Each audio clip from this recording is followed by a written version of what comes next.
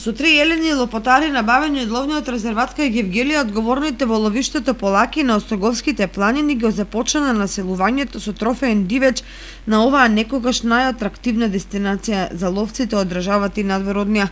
Набавката на елени лопатари ќе оди етапно, како ќе се залавуваат во тамошното ловиште кое покрај Кочанското обезбедува елени и за други резервати. Истовремено се договара набавка и на горски елени кои треба да бидат увезени од Бугарија, со што речи си празниот Кочански резерват ќе започне да се развива во збогатувањето со високо трофеен дивеч, главно елени и диви свињи.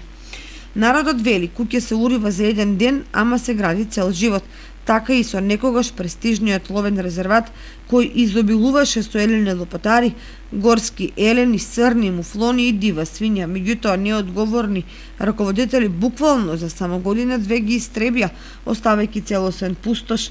Обновувањето на дивечот во оградениот простор сега ќе оди бавно и ќе бидат потребни години, веројатно и децении, за да се достигне оптималната бројност.